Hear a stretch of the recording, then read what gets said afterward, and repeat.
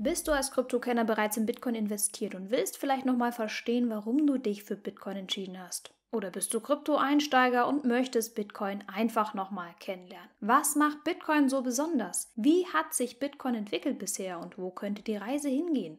So, und damit hallo und herzlich willkommen zu einem neuen Tutorial aus meiner Serie Kryptos einfach erklärt. Ich bin Miss Krypto und begleite dich auf meiner Bitcoin Roadmap. Lass uns gleich mit dem ersten Thema starten. Falls du neu hier bist, klick noch schnell auf den Abo-Button, um auch in Zukunft mit dabei zu sein. Zunächst erst einmal, was ist Bitcoin überhaupt? Bitcoin ist eine Blockchain-basierte Kryptowährung. Die ursprüngliche Grundidee bestand darin, mithilfe eines dezentralen Zahlungsmittels ein völlig unabhängiges sowie gleichberechtigtes Geldsystem zu schaffen, also ohne eine dritte Instanz wie eine Bank, eine Regierung oder ein sonstiges Institut. Auch wenn der Gedanke eines elektronischen Geldes schon Jahre zuvor als Idee auf der Welt kursierte, so ist Bitcoin die erste Kryptowährung gewesen, bei der diese Idee auf der Blockchain-Technologie auch konkret umgesetzt wurde. Bitcoin wurde von einer unbekannten Person bzw. Personengruppe unter dem Pseudonym Satoshi Nakamoto 2008 ins Leben gerufen und ein Jahr später 2009 eingeführt. Die kleinste Einheit von Bitcoin heißt heute auch noch ein Satoshi.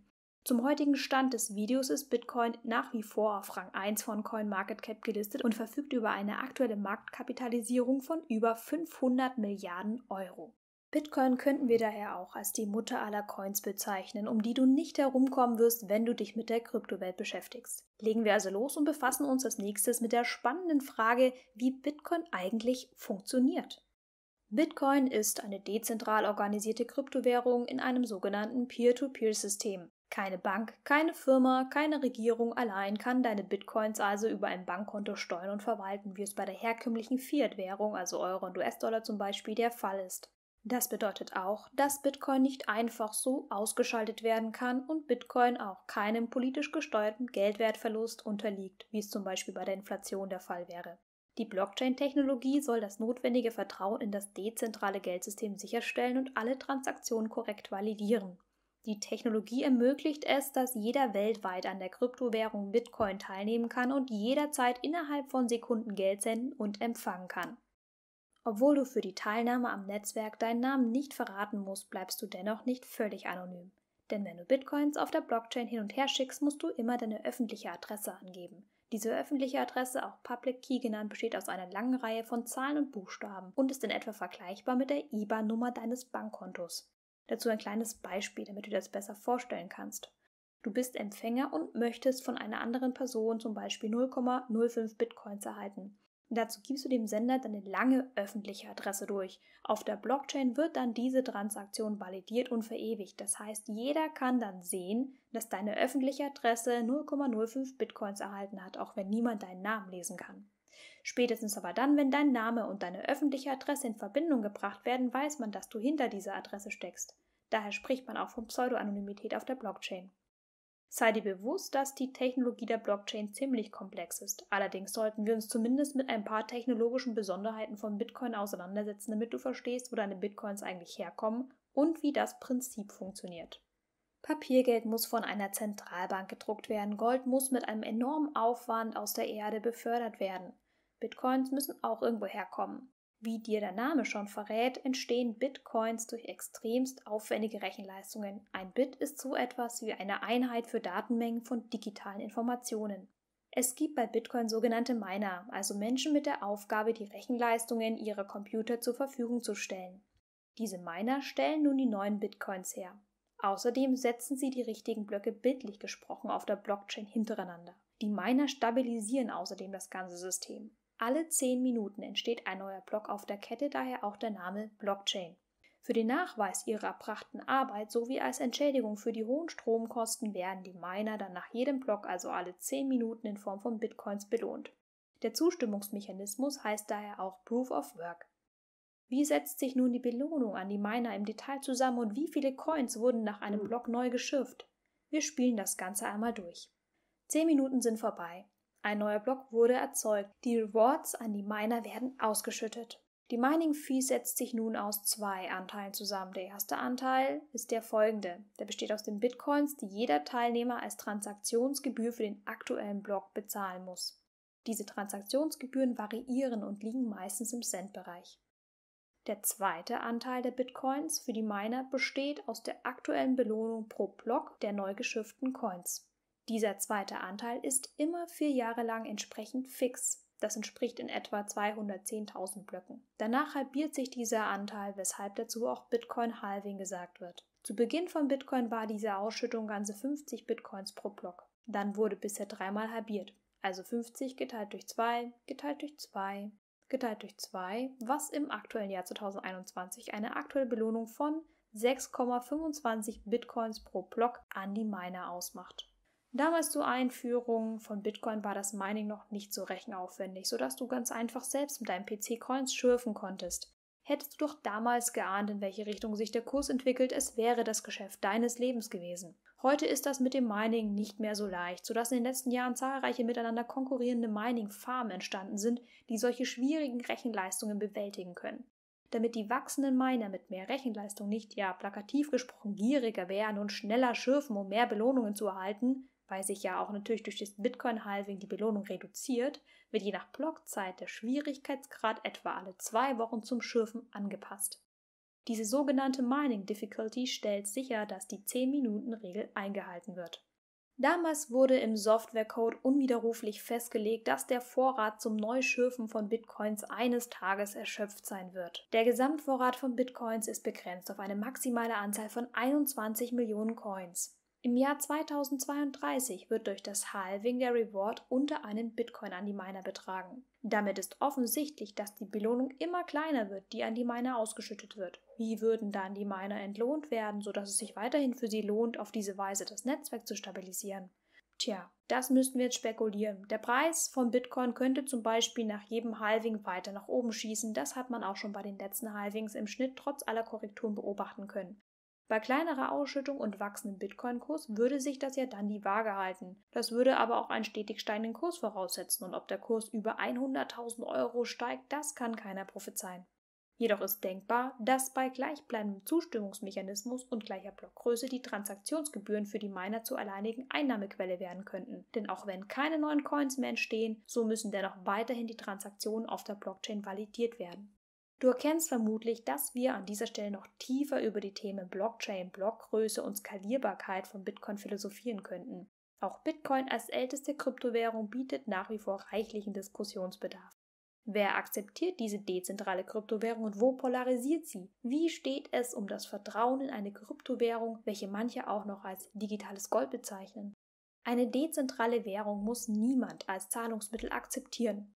Umso interessanter wird es, wenn mittlerweile große Konzerne, Banken und ganze Staaten Bitcoins in ihre Bestände mit aufgenommen haben und Bitcoin ihre jeweilige indirekte Legitimation zusprechen. Am 8. Juni 2021, also erst vor kurzem, bekannte sich das zentralamerikanische Land El Salvador erstmalig in der Weltgeschichte dazu, Bitcoin als offizielle zusätzliche Landeswährung anzuerkennen. Spannend angesichts der Tatsache, dass El Salvador seit 2001 an die US-Dollar-Politik gebunden ist und daher in Bitcoin vielleicht weniger Konkurrenz für eine eigene Hauswährung sehen könnte. Auch wenn El Salvador mit seinen knappen 7 Millionen Einwohnern nicht gerade ein großes Land ist, so könnte es doch eine Kettenreaktion für weitere Länder in Zukunft auslösen. In letzter Zeit gab es immer wieder Schlagzeilen um Chinas starke Regulierungen zum Bitcoin-Mining, sodass dann ganze Farmen teilweise offline gelegt wurden und der Strom einfach fehlte. Diese Regulierungen können sich jederzeit auch wieder lockern. Bis dahin nehmen aber andere Länder wie zum Beispiel Kasachstan oder Texas die vertriebenen Miner dankbar entgegen.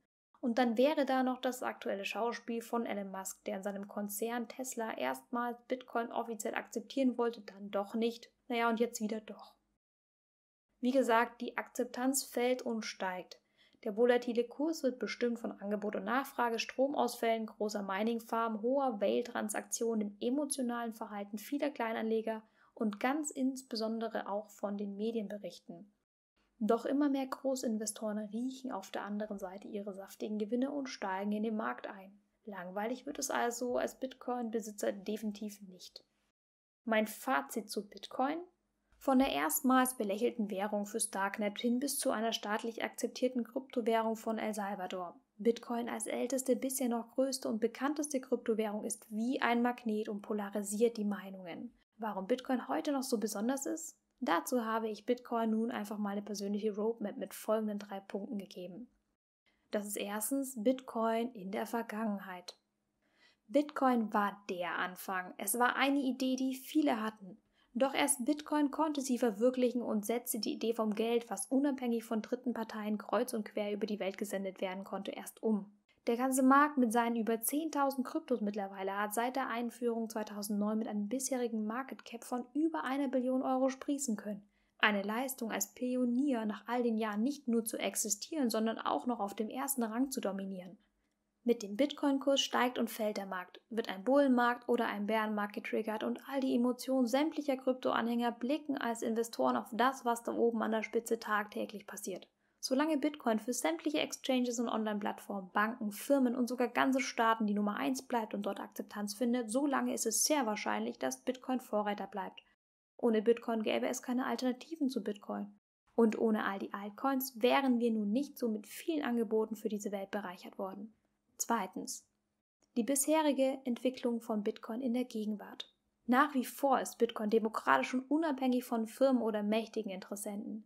Die Grundidee war, jedem ohne Diskriminierung Zugang zu einem weltweiten und alternativen Geldsystem zu schaffen und zugleich eine sichere Struktur in einem großen Netzwerk zu bieten. Dann begann alles mit dem recht einfachen Mining. Niemand konnte ahnen, dass Proof of Work ganze Industrien erschafft, sodass es mittlerweile sogar zu heißen Debatten um den höheren Stromverbrauch führte.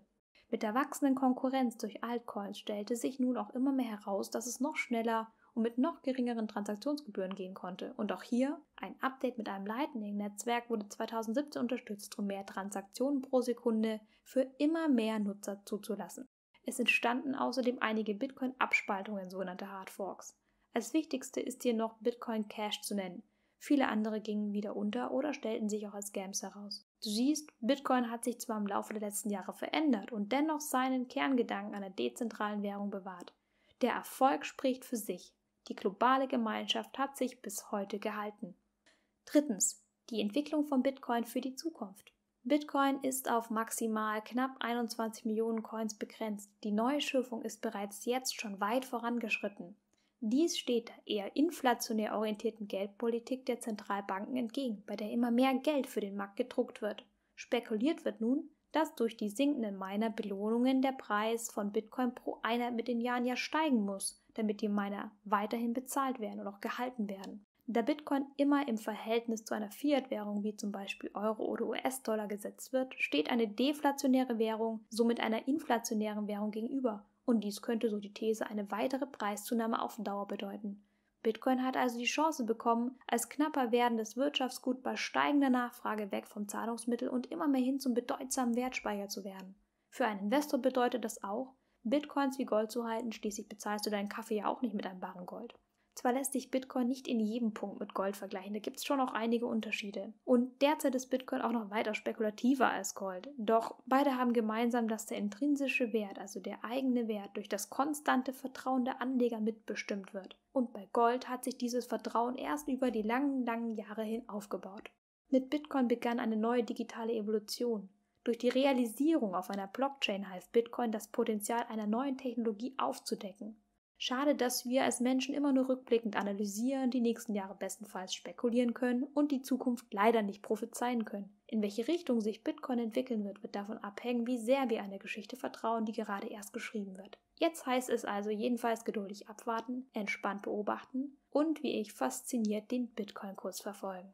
So, und damit sind wir auch schon am Ende angekommen. Falls du Fragen hast oder ein Feedback, schreibe mir einfach einen Kommentar unten drunter. Was denkst du über Bitcoin?